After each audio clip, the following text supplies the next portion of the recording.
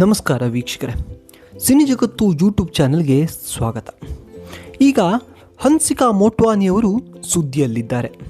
ಹಾಗಂತ ಸಿನಿಮಾ ವಿಚಾರಕ್ಕಲ್ಲ, ಅವರ ವೈಯಕ್ತಿಕ ಕಾರಣಕ್ಕೆ. ಕೇವಲ 4 ವರ್ಷಕ್ಕೆ ಅವರ ಸಂಸಾರ ಮುರಿದು ಬಿದ್ದಿದೆ. ಇವರ ವಿವಾಹ ಅದ್ಧೂರಿಯಾಗಿ ನಡೆದಿತ್ತು. ಆದರೆ ಜೀವನ ಅಷ್ಟು ಕಲರ್ಫುಲ್ಲಾಗಿ ಇರಲಿಲ್ಲ. ಎಲ್ಲವೂ ನಾವಂದುಕೊಂಡಂತೆ ನಡೀಬೇಕಲ್ಲ.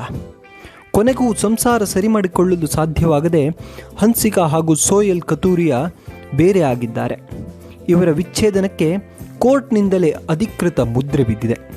ಇದು ಹನ್ಸಿಕಾ ಅಭಿಮಾನಿಗಳ ಬೇಸರಕ್ಕೆ ಕಾರಣ ಆಗಿದೆ. ಇವರ ಲವ್ ಸ್ಟೋರಿ ಹೇಗೆ ಶುರುವಾಯಿತು, ಇವರ ವಿಚ್ಛೇದನ ಆಗಿದ್ದು ಏಕೆ ಎಂಬುದನ್ನು ನಾವು ಈ ವಿಡಿಯೋದಲ್ಲಿ ಹೇಳ್ತಾ ಇದ್ದೇವೆ. ಅದಕ್ಕೂ ಮೊದಲು ನಮ್ಮ ಯೂಟ್ಯೂಬ್ ಚಾನಲ್ನ ಸಬ್ಸ್ಕ್ರೈಬ್ ಮಾಡಿಕೊಂಡಿಲ್ಲ ಅಂದರೆ ಈಗಲೇ ಸಬ್ಸ್ಕ್ರೈಬ್ ಮಾಡಿಕೊಳ್ಳಿ. ಸಿನಿಮಾ ಹಾಗೂ ಸೀರಿಯಲ್ಗಳ ಬಗ್ಗೆ ನಿರಂತರವಾಗಿ ಅಪ್ಡೇಟ್ ಪಡೆಯಿರಿ. ಹನ್ಸಿಕಾ ಏಕೆ ವಿಚ್ಛೇದನ ತೆಗೆದುಕೊಂಡ್ರು ಎಂದು ಹೇಳೋಕ್ಕಿಂತ ಮೊದಲು ಇವರ ಲವ್ ಸ್ಟೋರಿ ಬಗ್ಗೆ ಹೇಳಲೇಬೇಕು. ಇವರದ್ದು ಲವ್ ಮ್ಯಾರೇಜ್.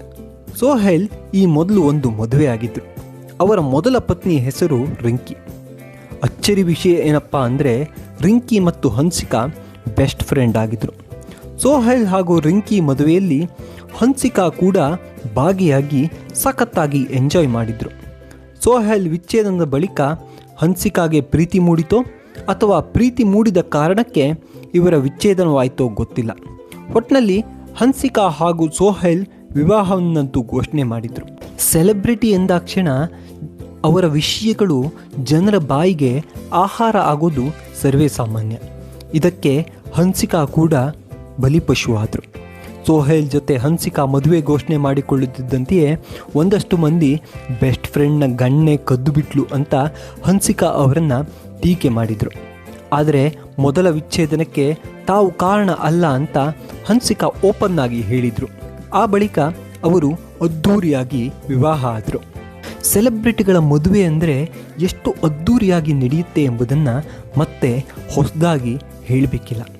ಅದೇ ರೀತಿ ಹನ್ಸಿಕಾ ಹಾಗೂ ಸೋಹೆಲ್ ಮದುವೆ ಕೂಡ ಅದ್ಧೂರಿಯಾಗಿ ನಡೆಯಿತು. ಸ್ವರ್ಗವನ್ನೇ ಭೂಮಿಗೆ ಇಳಿಸಿ ಇಬ್ಬರು ಮದುವೆ ಆದರು. ಸೆಲೆಬ್ರಿಟಿಗಳ ಡೆಸ್ಟಿನೇಷನ್ ವೆಡ್ಡಿಂಗ್ಗೆ ಹೇಳಿ ಮಾಡಿಸಿದ ಜಾಗ ಅನಿಸಿಕೊಂಡಿರೋ ಜೈಪುರದ ಅರಮನೆಯಲ್ಲಿ ಅತ್ಯಂತ ಅದ್ಧೂರಿಯಾಗಿ ಇಬ್ಬರು ಮದುವೆಯಾದರು. ಇವರ ಫೋಟೋಗಳನ್ನು ಸೋಷಿಯಲ್ ಮೀಡಿಯಾದಲ್ಲಿ ಹಂಚಿಕೊಂಡು ಸಂಭ್ರಮಿಸಿದರು. ಇವರ ವಿವಾಹ ಕಾರ್ಯಕ್ರಮದ ವಿಡಿಯೋಗಳು OTT ಒಂದರಲ್ಲಿ ಪ್ರಸಾರ ಕೂಡ ಆಯಿತು. ಆ ವೇಳೆ ಅವರು ಎಲ್ಲ ಆರೋಪಗಳಿಗೆ ಸ್ಪಷ್ಟನೆ ಕೊಟ್ಟಿದ್ದರು. ಪ್ರೀತಿಯೇ ಬೇರೆ, ಒಟ್ಟಾಗಿ ಸಂಸಾರ ನಡೆಸೋದೇ ಬೇರೆ ಎಂದು ಹಿರಿಯರು ಹೇಳಿದ್ದು ಸುಮ್ಮನೆ ಅಲ್ಲ. ಪ್ರೀತಿ ಮಾಡುತ್ತಿದ್ದಾಗ ಎಲ್ಲವೂ ಕಲರ್ಫುಲ್ಲಾಗಿ ಚೆನ್ನಾಗಿ ಕಾಣ್ತಾ ಇತ್ತು. ಆದರೆ ಒಟ್ಟಾಗಿ ಸಂಸಾರ ಮಾಡುವಾಗ ಇವರ ಮಧ್ಯೆ ಹೊಂದಾಣಿಕೆ ಬರಲೇ ಇಲ್ಲ. ಸೋಹೆಲ್ ಉದ್ಯಮಿ, ಹನ್ಸಿಕಾ ಸೆಲೆಬ್ರಿಟಿ. ಇಬ್ಬರ ವೃತ್ತಿಯೂ ಬೇರೆ ಬೇರೆ. ಈ ಕಾರಣಕ್ಕೋ ಏನೋ ಇಬ್ಬರ ಮಧ್ಯೆ ಹೊಂದಾಣಿಕೆ ಬರಲೇ ಇಲ್ಲ. ಇಬ್ಬರ ಮನೆಯವರು ಕೂಡ ಇವರನ್ನು ಒಂದು ಮಾಡಬೇಕು ಅಂತ ತುಂಬಾ ಪ್ರಯತ್ನ ಪಟ್ಟರಂತೆ. ಆದರೆ ಸಂಬಂಧ ಸರಿಯಾಗಲೇ ಇಲ್ಲ. ಹೀಗಾಗಿ ಬೇರೆ ದಾರಿ ಕಾಣದೆ ಇಬ್ಬರು ಕೋರ್ಟ್ ಮೆಟ್ಲು ಹತ್ತಿದ್ರು. ಇಲ್ಲಿ ಮತ್ತೊಂದು ಗಮನಿಸಬೇಕಾದ ವಿಷಯ ಏನಂದರೆ ಇಬ್ಬರು 2024ರಿಂದಲೇ ಬೇರೆಯಾಗಿ ಉಳಿದುಕೊಳ್ತಾ ಇದ್ರು.